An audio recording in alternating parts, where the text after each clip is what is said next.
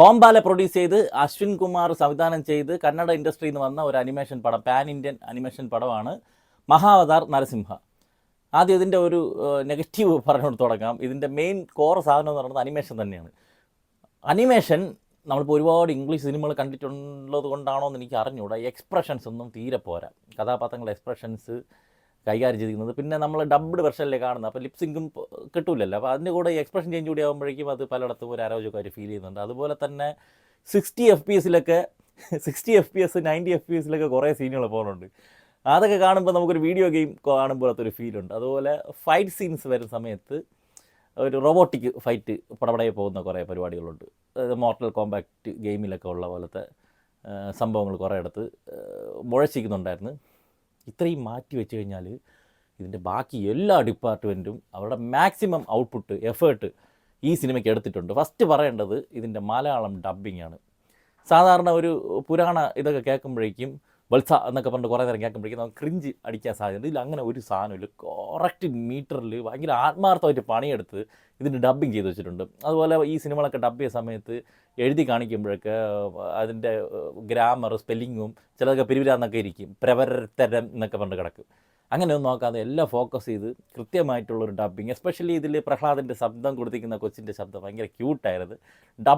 Dubbing ഗംഭീരമായിരുന്നു. നമ്മളായിട്ടുള്ള Prahladan, Narasimham, അതുപോലെ ഹിരണ്യകശുവിൻ്റെ കഥയൊക്കെ എന്ന് പറഞ്ഞാൽ നമ്മൾ എങ്ങനെ നോക്കിയാലും ഒരു അരമണിക്കൂറൊക്കെ കൊണ്ട് തീർക്കാവുന്ന ഒരു സാധനമേ ഉണ്ടായിരുന്നുള്ളൂ. ഈ സിനിമ 2.25 മണിക്കൂർ ഉണ്ട്. പക്ഷേ നമുക്ക് അതിൻ്റെ ഒരു ലാഗ് ഉണ്ടാവും. കുറേ നേരം ചുമ്മാ കഥ പറച്ചിലും പരിപാടികളും ഒക്കെ ആയിട്ട് പോകുമെന്ന് വിചാരിച്ചിടത്ത് പലയിടത്തും ഈ സിനിമ KGFൻ്റെ സ്പീഡിലാണ് ഈ പടം പോണത്. പടയുന്നുണ്ട്, എഡിറ്റ് കട്ട്സുകൾ വരുന്നുണ്ട്. ഒരു ഗ്യാപ്പ്, കൃത്യമായിട്ടുള്ളൊരു ഗ്യാപ്പിൽ അടുത്തൊരു ആക്ഷൻ ഓറിയൻറ്റഡ് ആയിട്ടുള്ള സീന് വരുന്നുണ്ട്. അതൊക്കെ നല്ല രീതിയിൽ നമുക്ക് നമ്മളെ പിടിച്ചിരുത്തുന്നുണ്ട്. ഒരു തരി ലാഗ് 2.25 മണിക്കൂർ ഈ സിനിമ ഞാൻ കണ്ടെന്നുള്ളത് എനിക്ക് വിശ്വസിക്കാൻ പറ്റില്ല. അത്രയ്ക്ക് ഫാസ്റ്റായിട്ട് ഈ പടം മുന്നോട്ട് പോയിട്ടുണ്ട്. ഇതിൻ്റെ സ്ക്രിപ്റ്റ് ഗംഭീര സ്ക്രിപ്റ്റ്, ഒരുപാട് പേര് ചേർന്ന് കൈവച്ചിട്ടുണ്ട്. ഇതിൻ്റെ സ്ക്രിപ്റ്റ് അസിസ്റ്റൻ്റായിട്ടും അസോസിയേറ്റും ഒക്കെ അതിൻ്റെ ഫലം കാണാനുണ്ട്. അത്രയും കെട്ടുറപ്പുള്ള ഒരു സ്ക്രിപ്റ്റാണ് ഇത്. നമുക്ക് അനിമേഷൻ അല്ലാതെ ഇത്രയും വലിയൊരു ക്യാൻവാസിൽ നമുക്ക് ഈ പടം അല്ലാതെ ചെയ്യാനുള്ള ബഡ്ജറ്റ് നമുക്ക് ഇന്ത്യയിൽ അവൈലബിൾ അല്ല. അതുകൊണ്ട് തന്നെ അനിമേഷൻ പ്രിഫർ ചെയ്ത് ഞാൻ തെറ്റൊന്നും പറയത്തില്ല. ഇതിനെല്ലാം അപ്പുറം സാം സി എസിൻ്റെ വൺ ഓഫ് ദ ബെസ്റ്റ് ഇല്ലടേ, സാം സി എസിൻ്റെ കരിയർ ബെസ്റ്റ് സാധനം ഇതിനകത്ത് ഇട്ടിട്ടുണ്ട്.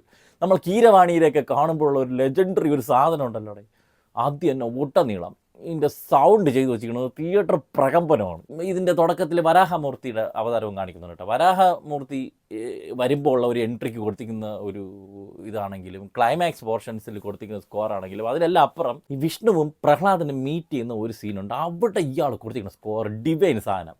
ഭക്തിയുള്ളവർക്കൊക്കെ കണ്ണു നിറയും. ആ ഒരു ഫീൽ നമ്മളെ വേറെ വേൾഡിലേക്ക് കൊണ്ടുപോകുന്ന രീതിയിൽ സ്കോർ ചെയ്ത് സാം സി എസ് ചെയ്ത് വച്ചിരിക്കുന്ന ഈ സാധനം അറിഞ്ഞ് പണിയെടുത്തിട്ടുണ്ട്. സാം സി എസിൻ്റെ സ്കോർ കേൾക്കാൻ വേണ്ടി മാത്രം ഈ പടം കാണുമ്പോൾ. അതുപോലെ തന്നെ സൗണ്ട് ഡിസൈൻ ഇജ്ജാതി. തിയേറ്റർ കുലുങ്ങുമെന്നൊക്കെ നമ്മൾ കേട്ടിട്ടല്ലേ ഉള്ളൂ. തിയേറ്ററിൽ നിന്ന് കുലുങ്ങണം. ഞാൻ കണ്ടത് ഒരു ആവറേജ് തിയേറ്ററിലാണ്, ഭയങ്കര ഏരീസ് പ്ലസ് ബോഡി വണ്ണിലൊന്നുമല്ല. എന്നിട്ടും ഹെവി സൗണ്ട് ഡിപ്പാർട്ട്മെൻറ്റ് ചെയ്തിരിക്കുന്നത്. അതിനപ്പുറം വിഷ്വൽസ്. സിനിമയിൽ ഓരോ ഫ്രെയിമിങ് ചെയ്ത് വെച്ചിരിക്കുന്നത്, ഫ്രെയിമിൽ എവിടെ ഇരുന്ന് പ്രേക്ഷകൻ ഈ രംഗം കാണണം, അവിടെ കൃത്യമായിട്ട് അതിൻ്റെ ഒരു ജഡ്ജ്മെൻ്റ് ഉണ്ട്.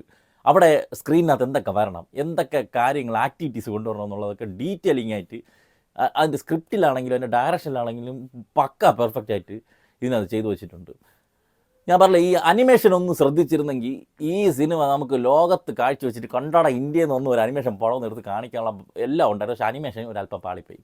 അത് മാറ്റി നിർത്തി കഴിഞ്ഞാൽ ഒരു ഗംഭീര തിയേറ്റർ എക്സ്പീരിയൻസ് തന്നിട്ടുള്ള ഒരു സിനിമയാണ് മഹാവതാർ നരസിംഹ. എസ്പെഷ്യലി നരസിംഹത്തിൻ്റെയൊക്കെ എൻട്രിയൊക്കെ ഉണ്ടല്ലോ. ഇത് അവർക്ക് ഈ ഒരു ഭക്തിയുള്ള കൂട്ടത്തിലാണെങ്കിൽ അവർക്ക് പല സീനുകളും ഇമോഷണലി കണക്റ്റ് ആവുകയും കണ്ണ് നിറയുകയും ഗൂസ് ബംസ് അടിക്കുകയും ചെയ്യുന്ന ഒട്ടേറെ സാധനങ്ങൾ സിനിമയ്ക്കകത്ത് ചെയ്തു വെച്ചിട്ടുണ്ട്. പടത്തിലെ ക്യാരക്ടർ ഡീറ്റെയിലിങ്, ക്യാരക്ടർ ഡെവലപ്മെൻ്റ് ഒക്കെ വളരെ പെട്ടെന്ന് നമുക്ക് കണക്ട് ചെയ്ത് എടുത്തതിട്ടുണ്ട്. ഓൾറെഡി നമുക്ക് അറിയാമെന്നുള്ള സംഭവം ആയതുകൊണ്ട് തന്നെ ഒരുപാട് സമയം ഇട്ട് വലിപ്പിച്ചിട്ടില്ല. അതിപ്പോൾ ഹിരണ്യാക്ഷനാണെങ്കിലും ഹിരണ്യകശിപു ആണെങ്കിലും പ്രഹ്ലാദനാണെങ്കിലും അവരെന്താണ് ഏതാണെന്നുള്ളത് വളരെ കുറച്ച് സമയം കൊണ്ട് തന്നെ നമ്മളിൽ രജിസ്റ്റർ ചെയ്യിപ്പിച്ചിട്ട് മുന്നോട്ട് പോവുകയാണ്. പിന്നെ ഇതിൻ്റെ വിഷ്വൽസ് അത്രയും കളർഫുള്ളാണ്. ഭയങ്കര രസമാണ് തിയേറ്റർ കണ്ടുകൊണ്ടിരിക്കുക. ഞാനൊരു നല്ലൊരു സ്ക്രീനിൽ കാണാൻ പറ്റിയില്ലല്ലോ എന്നൊരു വിഷമമുണ്ട്. 3Dയിൽ ഇവർ വേറെ പരിപാടി ചെയ്ത് വെച്ചിട്ടുണ്ട്. എന്ന് പറഞ്ഞാൽ ഇതിൻ്റെ ആസ്പെക്ട് റേഷ്യോ പലതരത്തിൽ ചേഞ്ച് ആവും. അതായത് ഈ ബ്ലാക്ക് സ്ക്രീൻ വരുന്ന സമയത്ത് അതിൽ നമ്മുടെ വിഷ്വൽസിൻ്റെ ഒരു ഭാഗം താഴോട്ട് വരുമ്പോഴേക്കും നമുക്ക് 3D ഗ്ലാസ് കൂടി വെക്കുമ്പോഴേക്കും ഇത് തള്ളിയിരിക്കുന്ന പോലത്തെ ഒരു ഫീൽ ഉണ്ടാവാൻ വേണ്ടി കുറേ സാധനം ശ്രദ്ധിച്ച് ചെയ്തിട്ടുണ്ട്. അത് ഈ ബെറോസിൻ്റെ ട്രെയിലർ യൂട്യൂബിൽ ഇറങ്ങിയപ്പോഴും അങ്ങനെ ആയിരുന്നു. ഒരു താഴെ ഒരു ബ്ലാക്ക് സ്ക്രീനും വെച്ചിട്ട് കുറേ സീനുകൾ, കുറേ കഥാപാത്രങ്ങൾക്ക് വെളിയിലിരിക്കും പോലത്തെ ഒരു ഫീൽ കൊണ്ടുവരാൻ വേണ്ടി നമ്മൾ ഒരു കണ്ണടച്ചിട്ട് കണ്ടു കഴിഞ്ഞാൽ ബെറോസിൻ്റെ ട്രെയിലറൊക്കെ കുറച്ചൊക്കെ 3D കാണാൻ പറ്റും. ആ ഒരു സാധനം അത് പ്ലേസ് ചെയ്ത് അടിപൊളിയായിരുന്നു. പക്ഷേ ഈ തിയേറ്ററിൽ 3Dക്കുള്ള കപ്പാസിറ്റി കുറവാണ്. 3Dക്കുള്ള സാധനങ്ങൾ പടത്തിൽ ഇഷ്ടം പോലെ ഉണ്ട്, ഇഷ്ടം പോലെ ഓരോ ഫ്രെയിമിലും ഓരോ ശ്രദ്ധിച്ചിട്ടുണ്ട്. നല്ല തിയേറ്റർ കാണാൻ പറ്റിയിരുന്നെങ്കിൽ ഗംഭീര ഔട്ട്പുട്ട് ഉണ്ടായേനെ. പിന്നെ 1-2 വിഷയങ്ങളിൽ ചെറുതായിട്ടൊക്കെ നമ്മൾ പഠിച്ചിട്ടുള്ള ഒരു മിത്തോളജി ആയിട്ട് ചെറിയ വ്യത്യാസങ്ങളൊക്കെ അവിടെ ഫീൽ ചെയ്തു. ഇനിയിപ്പോൾ നമ്മുടെ ഓരോരുത്തർ എഴുതിയ വെർഷൻസ് അവർക്ക് അവരുടേതായിട്ട് വെർഷൻ എഴുതാനുള്ള ഫ്രീഡം ഉണ്ട്, നമ്മളത് പറയേണ്ട കാര്യമില്ല. എന്നിരുന്നാലും ഈ സൃഷ്ടിയുടെ ദേവൻ എന്ന് പറയുന്നത് ബ്രഹ്മാവാണെന്നാണ് എൻ്റെ ഒരു അറിവ്. സ്ഥിതിയാണ് വിഷ്ണു എന്നുള്ളത്. ഇതിൽ പലയിടത്തും സൃഷ്ടിയുടെ ദേവൻ വിഷ്ണു ആണെന്ന രീതിയിൽ പോർട്രേ ചെയ്ത് വയ്ക്കുന്നുണ്ടായിരുന്നു. അതങ്ങനെയാണെന്ന് എനിക്ക് തോന്നുന്നില്ല. അതുപോലെ തന്നെ വിഷ്ണു ഭഗവാൻ പാവപ്പെട്ട ഭക്തരെയൊക്കെ ചാവാൻ വേണ്ടി വിട്ടിട്ട് പ്രഹ്ലാദനെ മാത്രം പ്രൊട്ടക്റ്റ് ചെയ്യണതിൻ്റെ ഒരു സ്വജന പക്ഷപാതം എനിക്കത് ഒരു ഇൻജസ്റ്റിസ് ആയിട്ട് ഫീൽ ചെയ്ത്. നമ്മുടെ കഥയിലൊക്കെ അങ്ങനെയൊക്കെ തന്നെയാണ്. എന്നിരുന്നാലും നമ്മുടെ മിത്തോളജിയാണ്. നമ്മുടെ പുതിയ തലമുറയ്ക്കുന്നത് വലുതായിട്ട് മുത്തശ്ശി കഥകളൊന്നും ആരും ഇപ്പോൾ പറഞ്ഞു കൊടുക്കാറില്ല.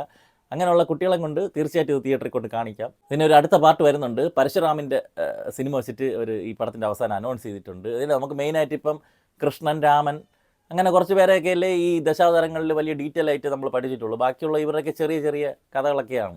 അതിനെയൊക്കെ ഓരോ സിനിമയായിട്ട് കൊണ്ടുവന്നാൽ അത് ഗംഭീരമായിരിക്കും. ഇനി ഭാവിയിൽ ഇതിൻ്റെയൊക്കെ ഒരു ലൈവ് ആക്ഷൻ പടങ്ങൾ വരുമെന്ന് നമുക്ക് ബഡ്ജറ്റൊക്കെ കുറച്ചുകൂടി സാങ്കേതിക മികവൊക്കെ നമ്മൾ കരസ്ഥമാക്കുമ്പോഴേക്കും നമ്മൾ അത് ചെയ്യുമെന്നുള്ള ഒരു വിശ്വാസമുണ്ട്. അതുവരേക്കും നമുക്കിത് വെച്ചിട്ട് അഡ്ജസ്റ്റ് ചെയ്യാം.